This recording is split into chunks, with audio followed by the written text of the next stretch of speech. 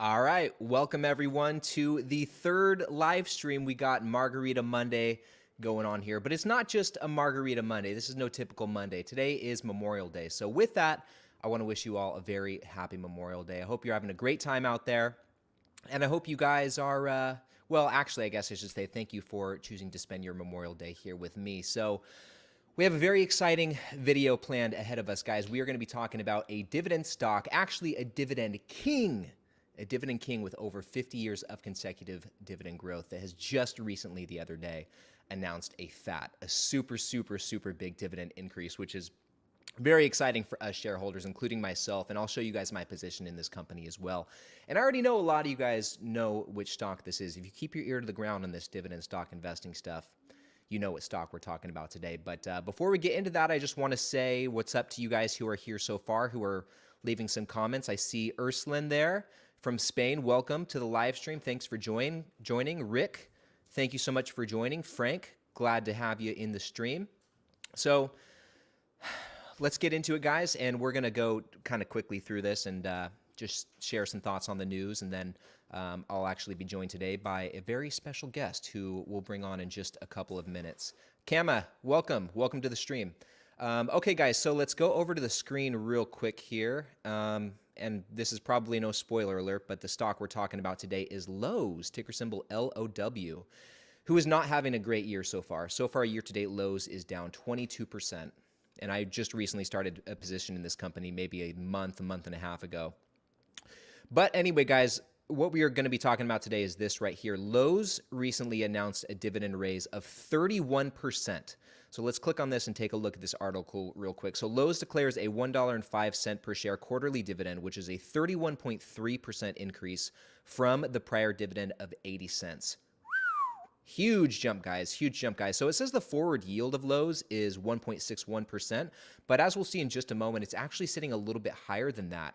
But one quick comment from the CEO, Marvin Ellison, who, by the way, seems like a really great guy to have at the helm of this ship, said, his comment on this increase said, today's dividend increase reflects the strength and consistency of our cash flow and our continued commitment to returning capital to our shareholders. And I really appreciated this note of confidence from Marvin, from the CEO, especially as it pertains to companies like Lowe's and Home Depot, who maybe are facing somewhat of an uncertain future, at least for the time being, while we see how the entire market plays out, not only the stock market, but the real estate market, because companies like this, companies like Lowe's, are directly affected by what is going on in the real estate market, as I'm sure you can imagine, because Lowe's is a home improvement store, right? So it was really great to see this note of confidence from the CEO, who feels very strongly about this company's ability to continue bringing in cash flow and also continuing to provide value to us shareholders. This being a really great example, a dividend raise of 31%, especially coming from a company like Lowe's, who we'll go over to the dividend scorecard right now, already has a really impressive 5-year dividend growth CAGR. As you can see, Lowe's, on average for the last 5 years has grown their dividend by 18%, which is, nothing to stick your nose up at. That's an incredible dividend growth rate, guys. And not only that, they have a very low payout ratio to match, less than 30%, a 26% payout ratio, which is so sweet, which could possibly explain why they're able to make such a substantial dividend increase. And then they have a very nice dividend growth history of 58 consecutive years. I mean, the forward dividend yield right here is really, nothing too crazy, guys. Pretty average, 2.1%. But this is higher than what we saw in that article just a moment ago, right? They said it was 1.6 something percent, right? So above 2% right now with Lowe's, that's great. As far as the share price and the valuation, just a quick note on that, it's not too bad. I started a position very recently in this company right above $200 per share. And, more recently, we've seen Lowe's get down to, if we go back to the summary page, get down to, I think the lowest I saw it was about 188 is when I saw it. But looking here, the share price chart says the lowest it got was 181, just under $182 per share on May 18th. Shout out Alex Boyer, one of my good friends. That's his birthday. It's neither here nor there. But anyway, guys, Lowe's is kind of rallying right now. It's up almost to $200 per share again. And what's going to come from this company? Who knows? I mean, they're still down over 21% year to date, almost 22%. So they are looking to be at a pretty nice discount right now compared to where they were January 1st. Now, as far as my position goes, guys, let's go over here, go to the holdings page. I don't have a big position in Lowe's. I have, let's see, where's the shares? I have just under 5 shares of Lowe's. And if you've been watching my videos, if you're familiar with my content, you'll know that I've been buying Lowe's pretty much every single week since I started this position, right? I think I started this position now a month ago, month and a half ago. So that's not too bad. Every single week, I'm throwing $50, $75 into Lowe's, and I'm going to be building out this position. And I'll tell you what, that 31% dividend increase, that news, guys, was huge. That was so sweet. Especially for myself, who's a new shareholder. That was a great way to get acquainted with the company. So going back over here, there is one more thing I want to show you guys. Let's go back to the dividend page real quick. Oops, this isn't what we want. Sorry, guys. Bear with me just a second. So going back to the dividend page, let's take a look at this dividend growth history. So we know that they're a dividend king, 58 years of consecutive dividend growth, and they also have a high growth rate. But look at this slope right here, guys. Look at this. So this is the dividend increase that we just experienced right here. Look how big of a jump that is from 80 cents to $1.05. That's huge. That's huge. And even this prior increase from 60 cents to 80 cents per share per quarter is pretty big as well. What is that? That would be like a 33% increase, right? If I have my math correct. Man, guys, that's unreal. Unreal. Now, the last thing I want to do before we bring on our special guest for the day, I want to go over to the portfolio visualizer and do a little back test on Lowe's. So if you were to have invested into Lowe's 5 years ago at the start of 2017, and real quick before we go any further, just some context to this. This is going to show the growth of this company over the last 5 years, or more so what your position could have grown into if you would have invested in this a handful of years ago. So in this situation, guys, let's say you invested $1,000 into Lowe's back in 2017, right? When they had, I guess at that point, it'd be 53 years of consecutive dividend growth. Still very high dividend growth, right? But let's say you invested $1,000 and contributed an extra $100 every single month from there. So doing that all into Lowe's, we're going to click Analyze Portfolios right here, which, by the way, this is a very nifty tool. Very nifty tool. The portfolio visualizer allows you to do a back test to see, historically, if you would have invested into something a number of years ago, where that'd be today. And you guys, if you would have invested into Lowe's 5 years ago, you'd be in a great spot. In fact, you'd actually be beating the market. So if you would have invested $1,000 into Lowe's in 2017, $100 contribution every single month. And by the way, sorry guys, my cat is being. I think he's got some mental issues, not going to lie. We've talked to doctors about it, and they can't come to a diagnosis, but there's something going on. Anyway, guys, back to Lowe's. If you would have done that, if you would have $1,000 invested plus $100 every single month from then till today, your final balance would be just over $15,000. Compared to if you would have invested that same amount, done the same exact thing into the S&P 500, you'd have about $4,000 less than if you would have just put that all in Lowe's. And look at this price chart right here. Back in 2020 is where you really see a difference. You really see it take off and outperform the market. So great company, guys. And I guess even prior to 2020, you'd still be outperforming the market for the most part. But going down here, what I really want to show you is your dividend income to date. So starting out that first year, just that first, $1,000 plus an extra $100 a month. So your first $2,200 in that first year, you would have only made $31 from dividends. Not the greatest. Not the greatest, right? And we saw that yield. It was pretty low, normally sub 2%, right now sitting at just over 2%. So nothing crazy there. But guys, if you keep it up, okay, let time do its thing, let compound interest take effect. At the end of that 5th year, you'd be bringing in over, almost $200 in annual dividend income, basically $200. So what is that? 7x your dividend income, basically between 6 and 7x in 5 years. And then just in 2022, you will so far have already made over half of what you made in 2021. So that's the thing. And I guess really to drive the point home, and excuse me for rambling on this, guys, but really to drive the point home, what I want you to notice here is the slope upward. These are huge jumps in income year to year to year. Okay, and as time goes on, this is going to keep going on. So in 2022, at this rate, you'll have made probably over $260, $270 from Lowe's. A huge jump from where you were at in 2021. So compound interest really starts to take off. And that really goes to show the power, I think, of these high growth dividend stocks like Lowe's, guys, like these that have near 20% 5-year growth rates. It's not always about having a super high dividend yield. Depending on where you're at in your investing journey, if you're younger and you have some more time on your side, this is a pretty good way to go. And this is a pretty good stock to get into. Really, it just is a matter of price, where to buy in at. And I think under $200 per share is really not too bad. If we go over to the valuation page, overall, they give it a C-, which is not terrible. Okay, Lowe's has a forward PE ratio of just under 15, which is very, it's not bad. It's not bad at all. Kind of for a company like this, we'd look under 20, right? And this is 20% lower than the 5-year average PE ratio. So historically, it's cheap compared to where it normally sits. And, my plan with Lowe's, guys, moving forward, I'm going to keep buying. I have just under $1,000 invested in this company at this point. And let me actually go back here. Sorry, guys. I have $1,000 invested, just under $1,000 invested into Lowe's at this point, and I'm going to be continuing to build that up until I reach probably $1,500 or $1,600 or so total allocation into this company. And we'll see from there. If it stays low, if it stays cheap and gets even cheaper, I'll continue contributing to it, kind of like I am with Starbucks. But I won't go down that road. We always talk about Starbucks.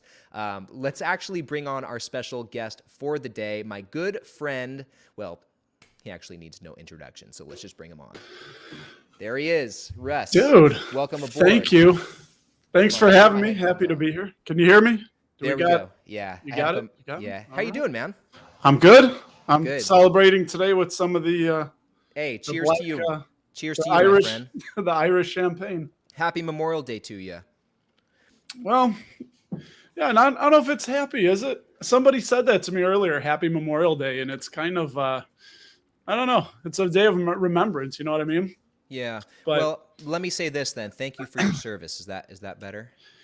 Yeah, it's always funny hearing that and taking that compliment because there's so many people that have done so much more, and I know that I gave my time and whatnot. But yeah, seriously, to anybody that's lost somebody, my heart goes out to you, and we thank you for your loved ones that made the ultimate sacrifice. So, but hey, we all get the day off and take a minute to reflect and enjoy our families and the loved ones that are still here. Absolutely. I don't know if you can hear that. Somebody's printing something right next to me. No, you're clean, man. You're good. Good. So, hey, what are your thoughts on Lowe's? What do you think about this dividend increase? Well, I love it. I wish I started buying Lowe's a lot sooner. And, this is kind of in my wheelhouse. This is, for those of you that don't know, I've been a installer of commercial loading dock equipment for almost 23 years now in the Chicagoland area. So I do welding and construction type work. And Lowe's, man, that's right there. So, I wish I would have got in sooner. And honestly, thanks to you, I didn't really go to Lowe's that much. I'm more of a Home Depot guy. Don't know why. Just maybe because it's closer, just proximity. But I wish I would have started sooner buying into Lowe's because the more I look into them, the more I listen to their earnings calls. I want to touch on a few things from this past earnings that I really like and really gives me the warm and fuzzies about Lowe's. So, but a 31% increase. I mean, they have some pretty stout dividend increases over the last 20 years. I don't remember that number off the top of my head, but it's up there. They're up there for a dividend king too. Right. Yeah. This is something you wouldn't normally expect to see from a dividend king, I think, right? Not unless it's Altria, or they're not a king. Yeah, no, they're a king. Why am I having a brain fart? And you know they're what? King, Altria, right? Yeah, they are. Altria has a they are a king technically, I believe. Seeking Alpha, this is one of those things where Seeking Alpha, there's a little bit of a discrepancy there. They have Altria at like a 14-year dividend growth history. And I think that has to do something with spinning off Philip Morris, if I have that correct. Someone was telling me about that in the comments. Yeah, I think they factor that in the spinoffs. So they technically never cut it, but yeah, with getting that less revenue, the spinoff companies taking that with them. So but yeah, I mean it's really interesting. Of course, I've got 4 shares. I'm right there with you. They are in our Roth IRA. So I have 4 shares at $199.33. And of course, I'm looking at it this week where it was this week in the low 180s, right? Yeah. And these weeks go by so fast. Yeah. It's crazy to me. I can't remember if it was this week or last week. It's just, that's something, man. I love it that, young guy into this, enjoy this. Anybody who's listening, I know you probably have a lot of younger listeners, dude, this stuff goes by so freaking quick the older you get. It's Man. crazy. We have a really good mix in the audience. I know we've got some younger people who are even younger than myself, some even as young as like 20, I which love is that. insane. And then we have some older people as well, like even a couple who are retired off dividends, which is great as well. I love that. I love having that mix because I'm able to learn from, and I've only been doing this a couple of years, right?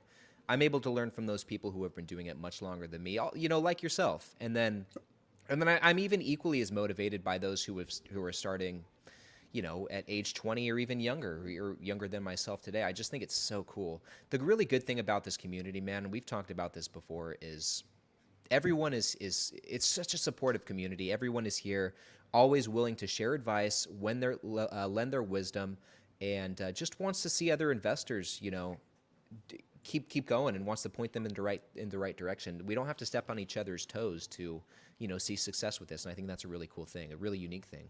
Yeah, 100%. Everybody wants to help everybody. And it's just, I love it. The more people I meet, the more people I'm interested in. I've I've even invited people in the community. They post and I was like, hey, you want to come on the channel? They don't have a YouTube channel or anything. I just think they have super interesting stories. And I'm like, they maybe someday I'll get them too. But there's just so much to learn. There's so many ideas to go around. It's just fantastic. And myself, I've been doing this since 2018, strictly dividend investing.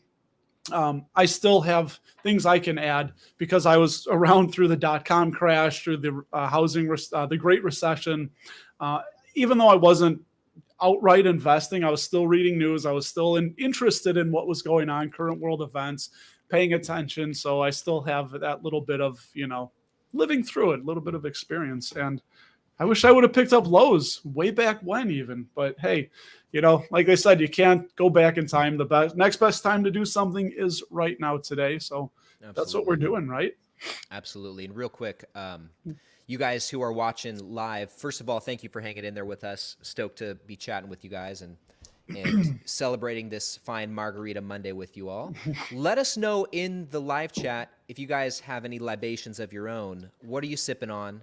Number one, but also number two, drop some questions for us in the comments because we'd love to take your guys' questions, put them up on the screen, and just hang out for a bit. I have a hard stop at about 6 o'clock tonight, but that gives us another 45 minutes or so, and I want to take full advantage of that if we can. It sounds good. We got Stranger Things. My kids are off school, but I got work tomorrow, so we started Stranger Things 4. I have a couple teenage daughters, so we got through the first one last night. Pretty good. Pretty good stuff. I like it. The first episode of season 4, you were saying? Correct. Yeah. I love it. You want to dive into Lowe's a little bit, get a few thoughts kicking around? I mean, man. Let me put some stuff up on the screen. I'm going through the comments right now, and I'll find something good. A lot of people saying what's up. I just want to give a quick shout out to some of you guys in the live stream comments there who are dropping your thoughts. Michael Long, what's going on? Coyote Sunglasses, great to see you, my friend. Kim Poi, Shamir, Dividend Earn and Grow, my good friend Fabio from Portugal. Welcome to the stream. Glad to have you. Kevin Burgess, my man. Love to see you in the stream. Thank you. That's Kevin, retired on dividends, Kevin. Yeah. Love Kevin, man. Guys, if you're not subscribed to Kevin, what are you doing? You're going to learn so much from that guy. He's got a great channel. Go check it out. Phil B, welcome to the stream. 504 Caesar Boys. Glad to see you in there, man. Wallet Invest, what is going on, my friend? Okay, let me put something on the screen here, Russ. Now, Phil. Okay, here's kind of one. Let's see what Kevin has to say. Kevin says, I'm looking at WHR, Whirlpool, Best Buy, BBY, and then Stanley Black & Decker, SWK, if the market goes red. Now, Russ, I don't know what you know about those three stocks right now, but from what I remember, they're all already super cheap. Have you looked into those at all? Yeah, Best Buy I talked about recently, and that just looks so solid. They're actually, a few years away from being a dividend aristocrat. Very sneaky, not one that I would think of. I know off the top of my head, Stanley Black & Decker, I don't believe has a big yield, and they don't, I believe, grow it a lot. But yeah, I mean, they're solid. Whirlpool, something sticks out in my mind that there was some news or something that happened with Whirlpool. I don't know if Kevin remembers that. I don't know if I want to say negative, but I think there was a news tidbit I came across, and unfortunately, I don't remember. Let me see if I can pull it up real quick. Now, I was just looking up Stanley Black & Decker's dividend stats. One thing to note about them is they are a dividend king. I think they had 52 or 53 years of consecutive dividend growth, low payout ratio, very nice payout ratio, and then a pretty decent growth rate as well. I think it was upper single digits. Oh, actually, Whirlpool increased their dividend 25% in February of 2022. Yeah, I'm just looking at that too. Let me So see. maybe that was I don't dude, we read so much stuff. Much information coming in my head all the time. So check it out, guys. Whirlpool raises dividend by 25%, and they also announced a share buyback. So that's great. $2 billion in share buybacks for the repurchase program. You know, it was kind of funny. So I don't know who it was that started talking about Whirlpool that I saw recently, but since then I looked around. I'm just looking around my apartment, my stove, my microwave, my hood, my dishwasher, all of it's Whirlpool. My washing machine, my dryer, all Whirlpool. Wow. Yeah, I don't know. Sorry, Russ, you're not on the screen, man. Hey, man. Sorry, man. What's going on, man? No, that's all right. Yeah. I don't know. Whirlpool, we got a lot of Samsung, like our washer and dryer is Samsung. I do remember, I think you might have been on the show. We were talking Whirlpool. I think they have a subsidiary. I don't remember who. Yeah, they have a couple brands. Oh, KitchenAid. They own Maytag, KitchenAid, Genair, Amana, and a bunch of other names I've never heard of. And they were founded in 1911, the year of our Lord. All right, let's check this out. This next comment from Wallet Invest, talking about Lowe's. I have 7 shares. Good deal to buy it at $199, which is kind of like its current share price. What do you think? Is it a good time to buy Lowe's right now?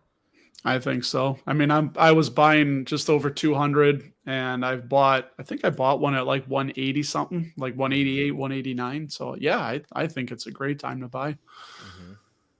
Are you buying right now? I will be. So the tricky thing is that it's in my Roth, which this is what kind of sucks because I maxed out the Roth, which is $6,000 a year for those of you that don't know, and I can't put any more money in, even if I want to. So I'm kind of just dealing with either the dividends or I'm going to have to sell. So I have WBD. I think I have 7 shares of Warner Brothers Discovery left that I could probably dump those off and get close. So I'm just living on dividends right now in the Roth, and it's kind of cool, but it kind of sucks. You know what I mean? Because I'm stuck. I can't put any more money in. It's against the law. So I have to wait until January 1st to do anything more with the Roth. But I may just start buying it in my Bridge account because I could just dump money in that and just go ahead and start buying it since it's at a good spot. So that's a good idea. Thanks. So what exactly is your Bridge account? The Bridge account is just what we wanted to try and build to just start bringing in income. We want work to be optional, and our goal is for 50. I'm 44 now. So hopefully when I'm 50, we can make work optional. And I say optional because I've been doing what I'm doing since I was 21. And I kind of like it. I get satisfaction from it. When I show up, sometimes things are like busted and broken and hard to use and operate. And then I use it. Oh, I was just at a place that makes bread for Trader Joe's, and I fixed one of their doors that was giving them a pain in the butt for years. And I'm leaving with a bunch of bread on top of them, obviously paying us. So it's kind of cool. You know what I mean? Like I get that satisfaction. Like I can see my handiwork and the place. They're just like, oh my God, this works so great. Like, thank you. So with that being said, I don't know if when I don't have to do this anymore, I don't know if I won't. So I think kind of in the fire community, I think financially independent is good, but retired early, I don't necessarily like the word retired because I think you're always got to be doing something, man. You can't just have your mind. If I'm on vacation too long, I start feeling like squishy brain. I gotta be working it, doing something with it. So that's a really long answer to, I don't remember what the question was or how I got here. Yeah. The Bridge account. Yeah. So that's just, we're just trying to see where we can get that, how much dividend income we can just start getting, even if it's $2,000 a year. I mean, that's a really nice vacation that would just be huge, paid for, you know? Yeah. What is that? That's probably at least $150 a month, right? Or almost there. I'm horrible in math. I don't know. Yeah, I don't know. You're probably right. I don't know either. Anyway, moving on to the next question real quick. How do we follow Russ? Russ, you want to let him know? Dapper Dividends. Just plug it into YouTube or the old Google machine. Put in Dapper Dividends. So I have a website that I really have been slacking on, but what I'm doing with it is I'm updating my options income, which hopefully this week with the market popping up premiums, that this might be Greek to some of you that don't deal with options. I like to sell covered calls. You have to have 100 shares of a stock to do that. You get a little bit extra money coming in. But yeah, so I'm just using the website to update that. But I have some other things I've put on there and whatnot. My YouTube channel's linked to that too. So yeah, and on Twitter at RustyRam78. If anybody ever wants to chat, I'm over there. So that's how you follow this guy. So Russ, we're getting a lot of comments right now about you babysitting that Guinness over there. Oh, dude. Well, it's my only one. It's the last one, so I don't want to. I'm enjoying it. I was just messing with you anyway.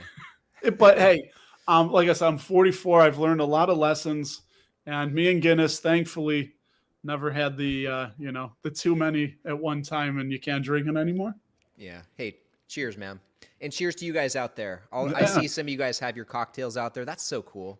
And by the way, we got to come up with a name for this Monday live stream thing.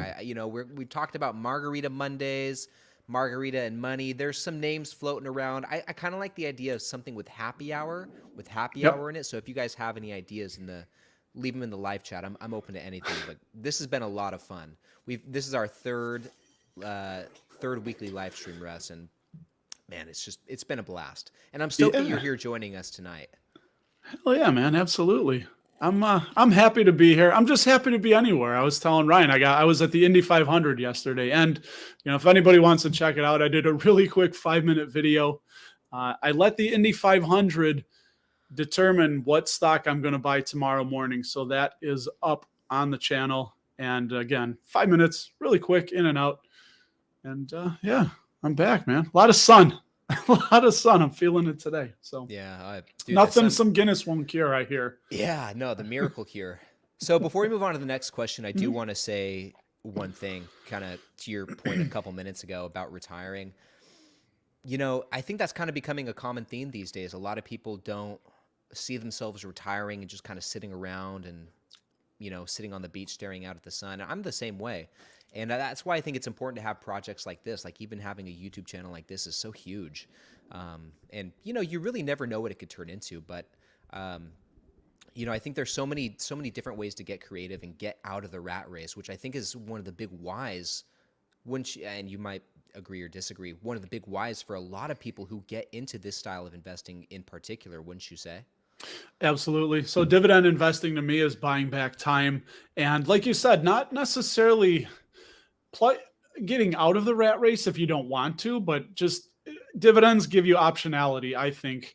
And the more money that comes in without you having to work for it, just the more options that you have and the more free you will be, the more time that you get to buy back. But and I know you've said it, it's not quick. It's not a get rich quick. It doesn't happen overnight. We're not slinging penny stocks here trying to, make a year's income in a week or something. But yeah, it's just not retired early. I want to be doing something that I love. I want to do what I want to do when I want to do it, on my time with who I want to do it, just kind of just set my own schedule.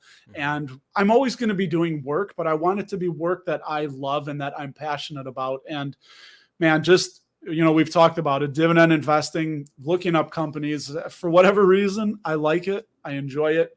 And I enjoy talking about it. So I suspect I'm going to be doing this for quite a long time.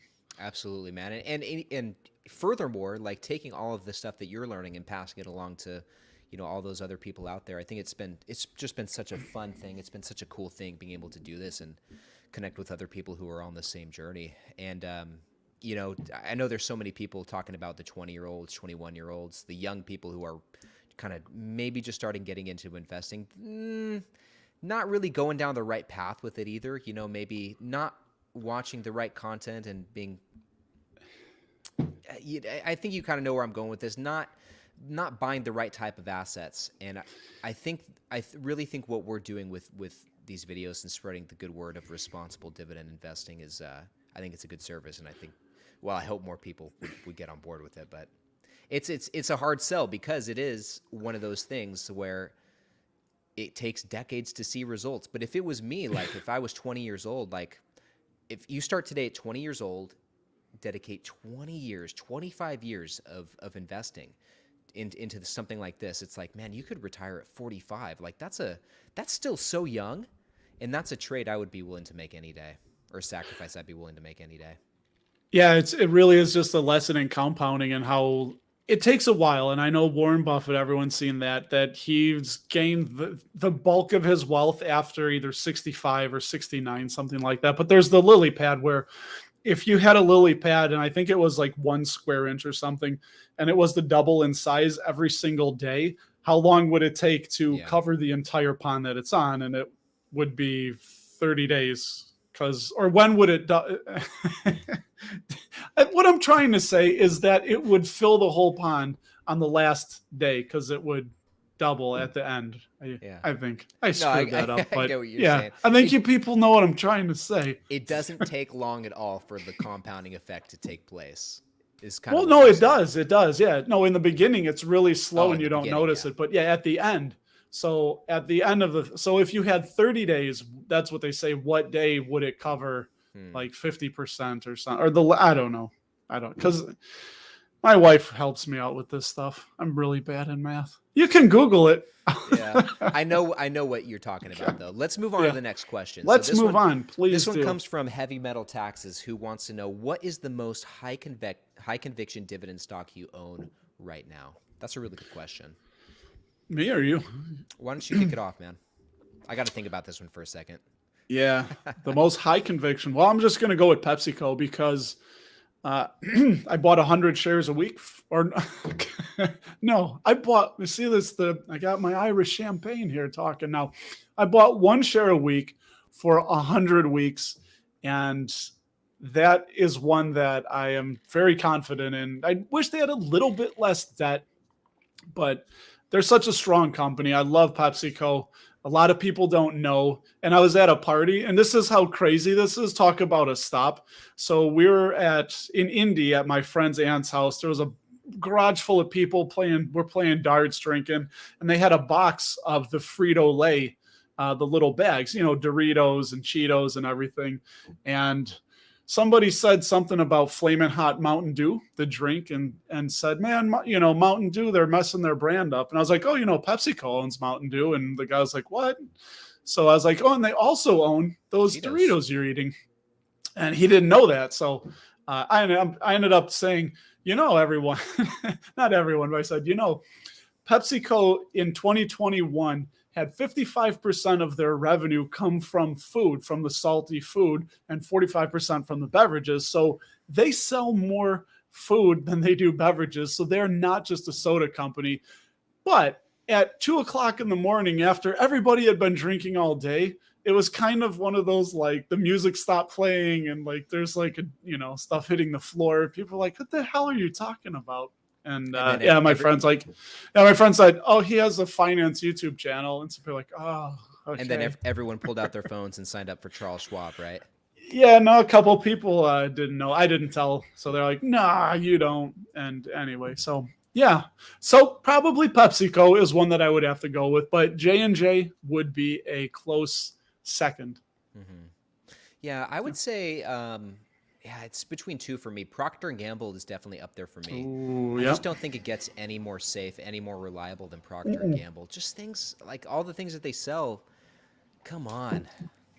It's so secure. 65 years of consecutive dividend growth as well. I have a lot of conviction in that company. I would like to make that the number 1 in my portfolio, but it needs to come down in share price before I start buying some more.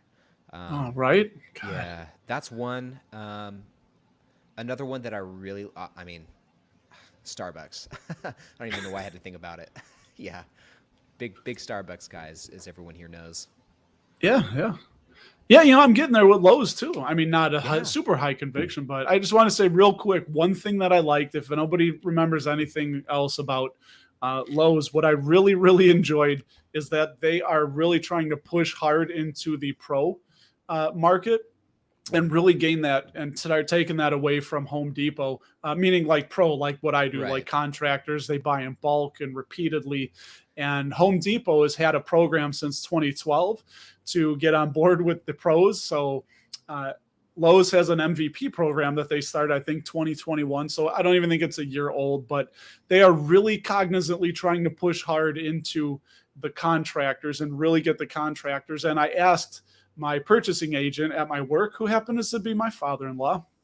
I didn't know this before tonight. I was telling him about it, and he said that we just signed up our work for the Lowe's Pro account. He said that I've been finding better deals, and they've been having it in stock and at a competitive price, sometimes better than Home Depot. So that's real world, man. That's real world, guys. That I always say these companies are living, breathing entities, and the first order of business for any living, breathing entity is survival.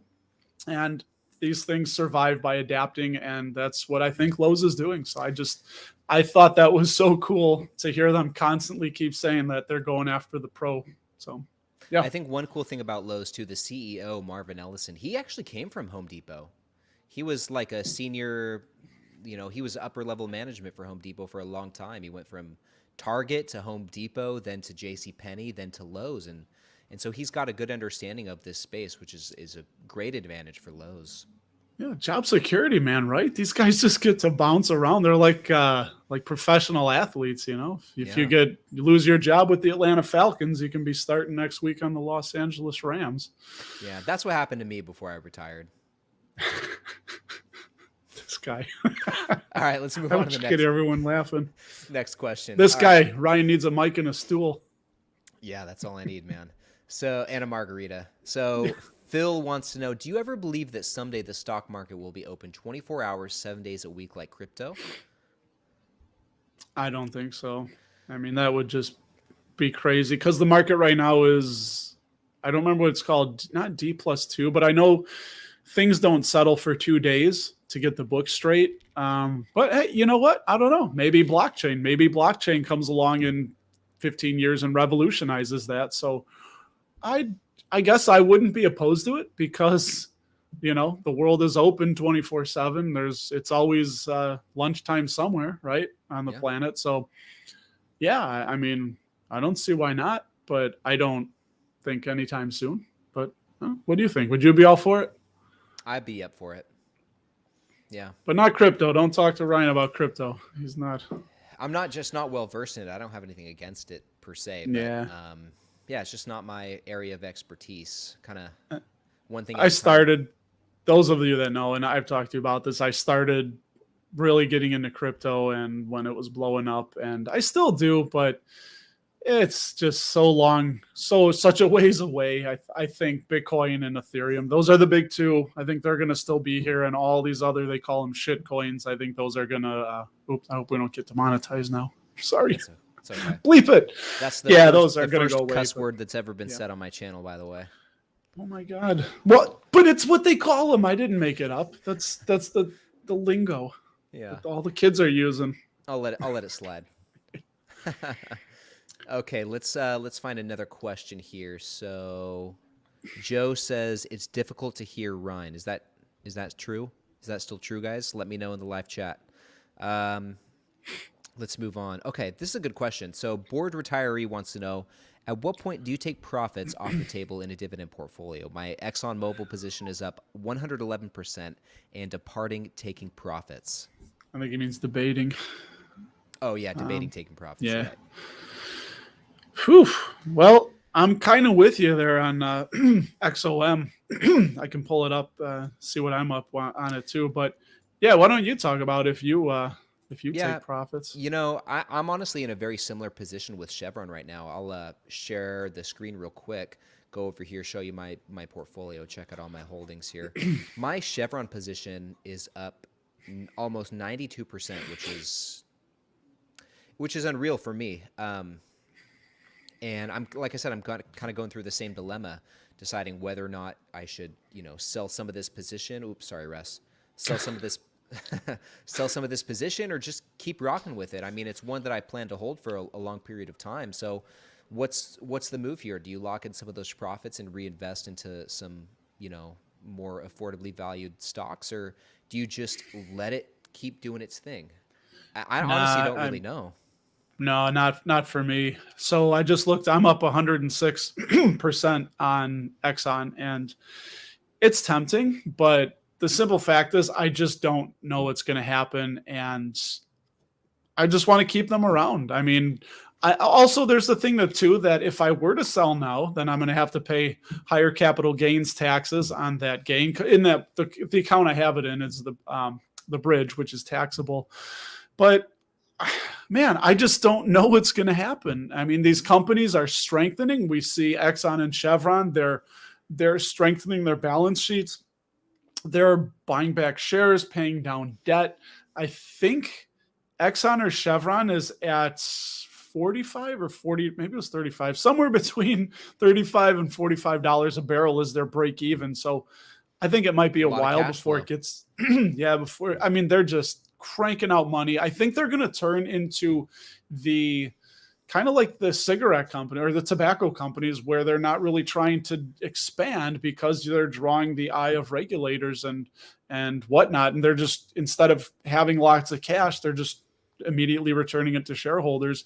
So I think we're going to start seeing that with the vertically integrated oil companies, meaning that they pull it out of the ground, they refine it, and then they transport it and into a product that they sell. You know, they're across the whole spectrum. Right. But you know, I just think there's where's I going with this? They're so big, they're so solid, and yeah, regulation is coming, which is why I think they're maybe not going to try and explore as much and grow, but just maximize their profits and maximize company profitability and returning money to the shareholders. So I don't know. Again, we we don't know what's going to happen, and trying to time the market is trying to predict the collective emotions of millions of investors. And I'm just, you know what? I'm just not. I tried. I'm just not smart enough to do that. So I'm leaving it. I'm letting it ride, and I'm so far up. You know, it's fine.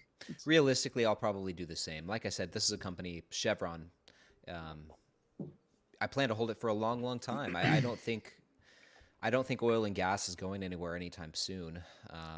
You know, there's undoubtedly a rise in electric vehicles, but still, a lot of those, when you plug them into your homes, when you go to the charging stations, that's ultimately powered by oil, right? Yeah. So, and that's not going to change for a long while. And you know, I don't know if these high prices for these types of companies, Exxon and Chevron, are sustainable for now, but we might lose out on some of these gains. But still, I don't want to lose. I don't want to try timing the market, number one, and number two, I don't want to lose any of the shares I have because I worked hard to build those, and so I just want to keep holding on to those personally. I mean, you know, okay, maybe if I was retired and I needed the cash and I couldn't withstand to see that drop 30-40%, then I might. But you know, we're so young, and I think, and it's hard. Everybody's playing a little bit different game, but yeah, that's my opinion. I'm holding. I'm not selling. So we got some great questions on deck. I see two really good ones right here that we'll switch over to. But real quick, I want to say, for those of you, we're up to 98 people in this live stream right now. So for those of you who are still here, who just joined, thank you so much for watching us. Thank you so much for joining the party. I hope you guys have a cocktail in hand, because we both do. This is what Mondays are all about here, guys. Did. Oh, wow. Good job, man. But anyway, just want to say thank you guys for joining. Thank you so much for rocking with us for these last 45 minutes. We're going to spend another 15 minutes or so just continuing to go through some questions, so leave them in the live chat for us. And on to the next question. This one comes from Stephen Bishop. He wants to know, what's a good brokerage for fractional shares besides Webull or Robinhood? There's a few really good options. Russ and I both use Charles Schwab. Yep. The fractional shares, I believe they only have fractional shares for like stocks in the S&P 500. Is that right? Yes, I know Schwab does, and I would just stick with one of the big brokers. I mean, Robinhood, I don't know. I think they've got problems there, which is why the more when they went public and the more that they have to disclose them, you know, there's a reason that they are, I don't know, under $20 still. I think they were under $10 or right around $10 a share. I mean, I'd stay away from those personally. my opinion. I would just stick with Vanguard, Fidelity, Schwab, some of these, just a big trusted name that's been out there for a long time. I agree. I've had some conversations recently with people who have switched from brokerages, primarily Robinhood, who are looking for other options just because they've been, it's a good place to start. Like if you're just getting started with investing, Robinhood's really good. It's easy to use. But then we just broke over 100 people in the stream. Good job, guys. Yes. Good job, guys. Welcome aboard to all of you new viewers. But I've had some conversations with people who are wanting to leave Robinhood because they're looking for something with better customer service, more reliability, and they kind of see those same things you were talking about. Just some issues with Robinhood, and obviously over the last year or so, they've had, their fair share of drama, right? Yeah, I don't think they make it easy to leave either. I know you have to pay a fee. When I left, so I was on Robinhood for a minute, and as soon as Schwab went commission free, I was out. I was out that next week, and I think it was like $75 for me. But yeah, I don't know if they changed that, but they don't want to make it easy to leave. Just stick with the big brokers. You'll be fine. Yeah, they're not as sexy. They're not as easy to use, but you guys will get the hang of it, no problem. There's no confetti when you buy. So yeah, right. I know. Okay, so let me find another question here. Mm-hmm. Okay, here's a good one. Citizen of the Year wants to know stock buybacks or dividend increases. Which do you prefer? Which are better? Stocky buybacks. Well, let's see.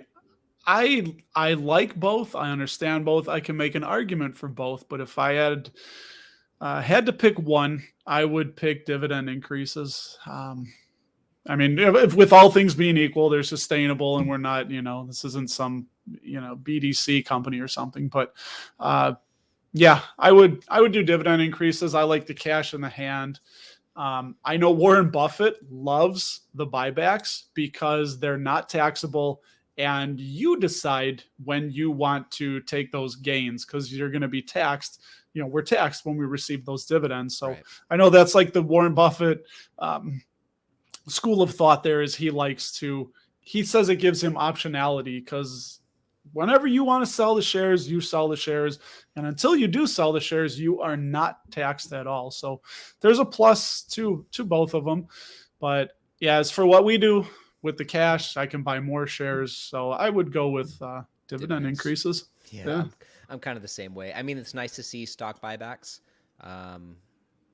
but it's also nice to see dividend increases. And oftentimes you see both from companies. So I feel like there's, at least in my experience so far, there's not been a time where you have to choose between the two. I think a lot of the companies in my portfolio both do a good job of increasing their dividends and are doing stock buybacks. So you get the best of both worlds. Double. Yeah. Okay, so moving on real quick. JJ Buckner, welcome to the live stream, man. Glad to have you. So dude, get it, boys. JJ. Get it, boys. Hey-o. Look at this. JJ, we got to get you on a live stream sometime, man. Thank you for stopping by. One also important note from Camarai says, hit the like button for Ryan, guys. Not just for me. This is for you guys as well. Hit the like button for you guys as well. Hit it for Russ. Hit it for Margarita Mondays. Whatever your reason. Yeah, just go hit that like button. It's right there. You get confetti when you hit it too. See? Yeah, that's a new feature they added. I really like that. It's the confetti thumb. Okay, so Russ, this question is for you from Josh. He said, when your options are in the money, Russ, do you roll them out to later dates or just let them get called? Do I roll them out? Oh, I guess it depends.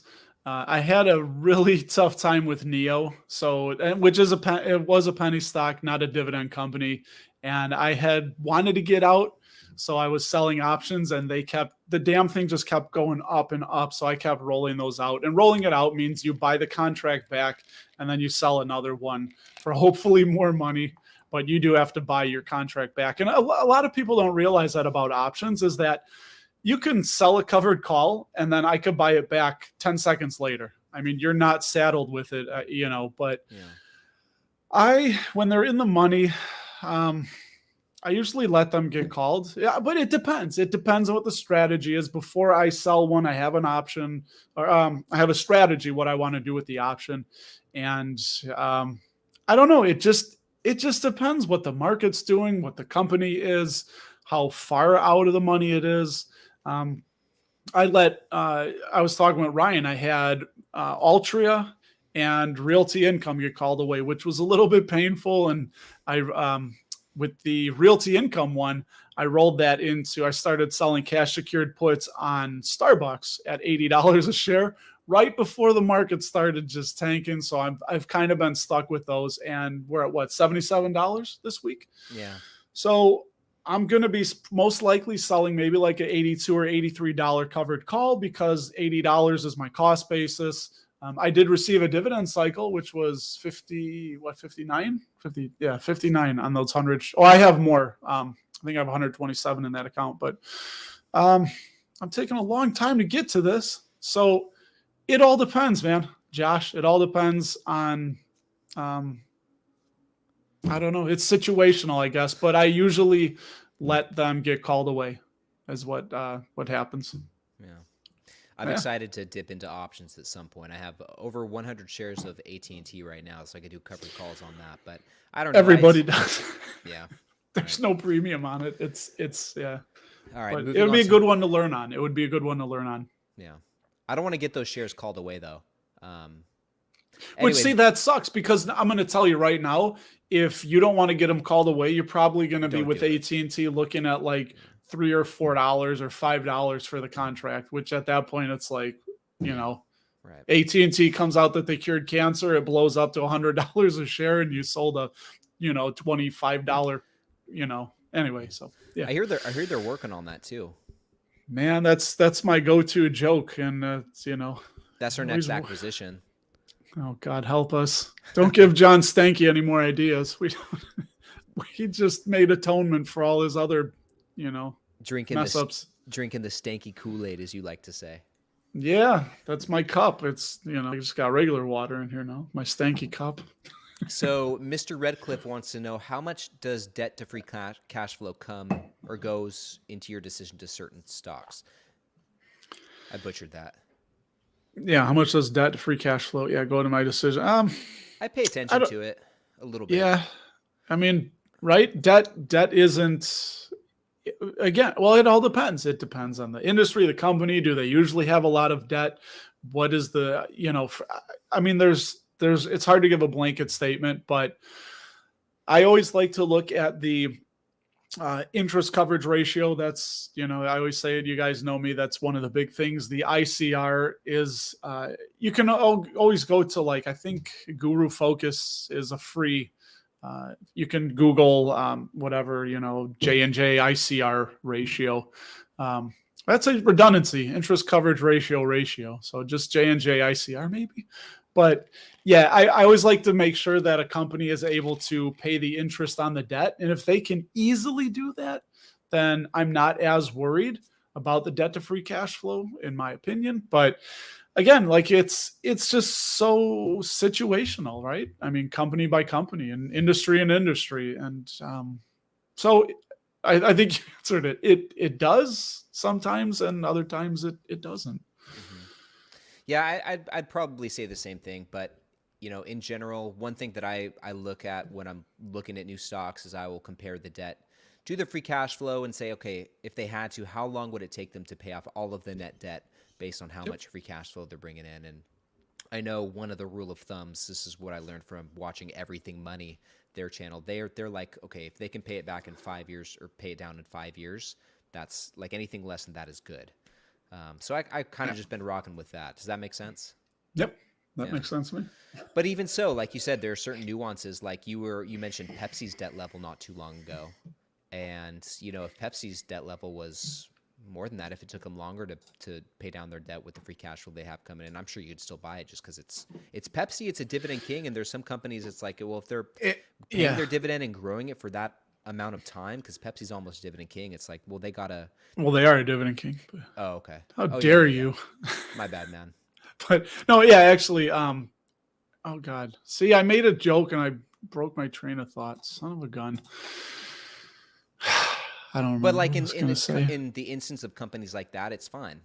Oh, pricing power. Pepsi has pricing power because we're able to see that they're able to raise the prices on their products and people are still paying them. So probably, there might be an addiction component there. I'm not pointing fingers, but hey, I did receive a comment that somebody, because I asked, what's your favorite stock, Exxon or Chevron, or your favorite big oil company? And somebody, I was hoping to get an answer. He said it's something about how unapologetically sociopathic these finance channels are, including this one, meaning mine. And I asked him what he meant by that. What's sociopathic? So I guess because we invest in oil companies, that's his opinion. But I was curious. I don't know. I was hoping to hear that. It's not everyone's cup of tea. Yeah. How did I get on that? I don't know. It must be late. Yeah. Anyway, moving on to, we got probably one or two more questions to get through, guys. Let's do it. Let's get them. This one comes from Ibrahim Berry, who wants to know, I don't have enough capital for real estate, so I want to invest in a REIT. What's the best REIT to invest in? Oh, just make it easy, I think, right? Just go with the monthly dividend company. Yeah, Realty. Yeah, I would just Realty Income. Realty Income is great, and there's some specialty real estate investment trusts outside of that. Like you can look, if you want to buy some shopping malls, look at Simon Property Group. If you want to buy cell towers, look at AMT, American Tower Corporation. If you want to buy a piece of the Las Vegas Strip, buy Beachy Properties. But if you're looking for one with some good reliability, some good sustainability, maybe look to ones like Realty Income, which is that a dividend aristocrat?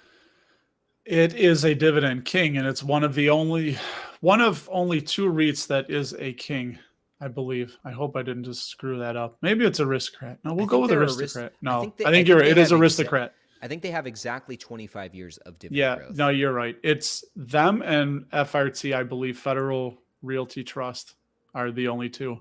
Don't quote me on that. Just do your own. I think it's those two are the aristocrats. FRT is a king, I think. Shows what I know.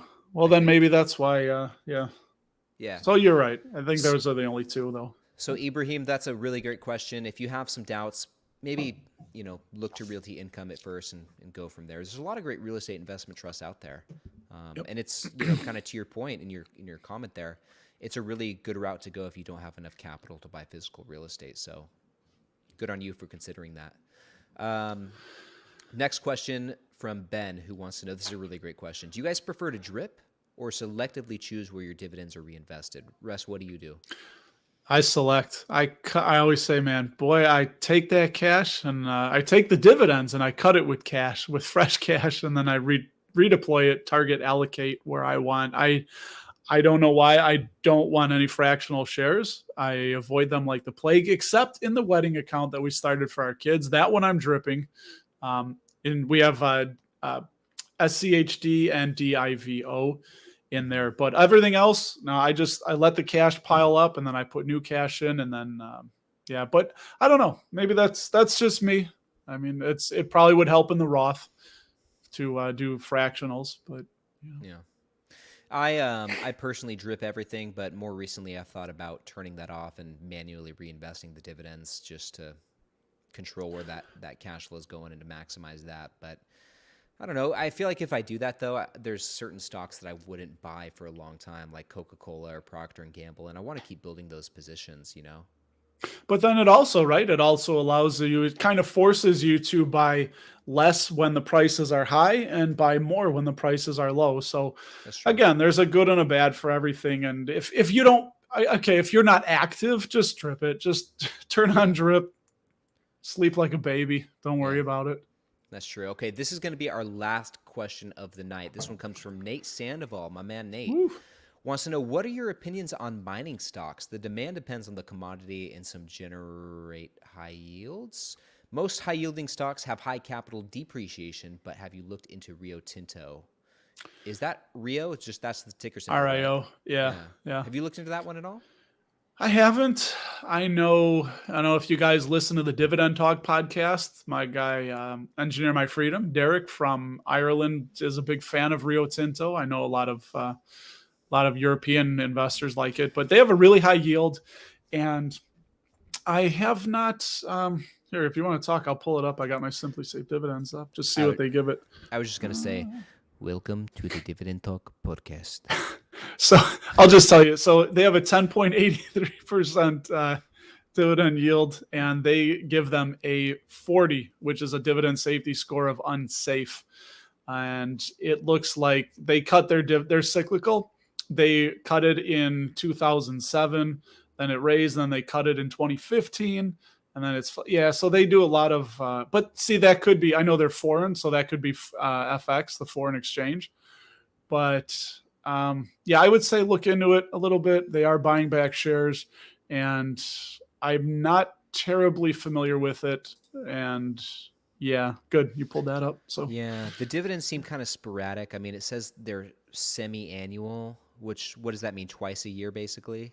I And believe then they pay some special dividends on top of that. That's kind of what it looks like. Well, buy would be twice, right? So Right.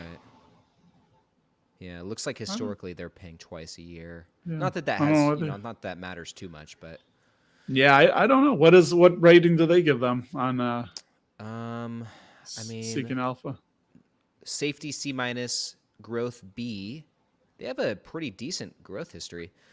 Dividend yield A+, so high yield, like you said. And yeah, it's 10%. Consistency is not great. That's where they're lacking, is the consistency, which, I mean, that's kind of one of the most important parts. So basically, I think they're cyclical. And if we take these two, if we take Simply Safe Dividend, Seeking Alpha, basically it's invest at your own risk and expect some turbulence when those commodity cycles shift, right? I mean, they hit those rough patches, they're going to be cutting. Mm-hmm. That's what it looks like to me. Yeah. Well, I think this is a pretty good place to wrap things up. All right, man. Before we close out for the night, I just want to say thank you guys. Thank you all Thank you to everyone who has rocked with us for the last hour or so. There's 92 people in the live stream right now, which is incredible. Awesome. Thank you. This has been a lot of fun, as per usual. And guys, with each one of these that we do, it's looking like more and more this is going to become a weekly thing. And like I said, earlier in this stream, we still need a name. We need to call it something like Margarita Mondays, or like something happy hour, or like Margaritas and Money, or I don't know. But if you guys have any ideas, shoot them in the live chat. Shoot them in the comments below if you're watching the replay. Send me an email. Hit me on Discord. However you can. I need help coming up with the name for this. But yeah, this is looking like it's going to be a regular thing. And also, too, sometime this week I'm going to go and sign up for like the premium StreamYard so we can get rid of this logo there at the top, the powered by and stuff like that. I'll even have like my, signature green background and stuff like that. So I'll probably brand this out the next week when we do the stream. So anyway, Russ, thank you so much for joining me, man. All of you guys out there who are still watching, go check out Russ's channel. I know a lot of you guys are already subscribed to it. Russ Knopp, Dapper Dividends. I've learned a lot from Russ, and I'm so glad he's become one of my good homies in this industry. Russ, do you have any last words for the people? Oh my God. I always have words. I'm just going to say, enjoy yourselves, man. Life goes by so effing fast, and focus on what you can control and less on what you cannot control. And I guarantee you, because it's worked for me, my life has been just a little bit more, I don't know, sane, happy, healthy. Oh, that's good, man. That's a good place to be. Also, guys, hit that thumbs up if you haven't done so already. Please leave a video. Oh my goodness gracious.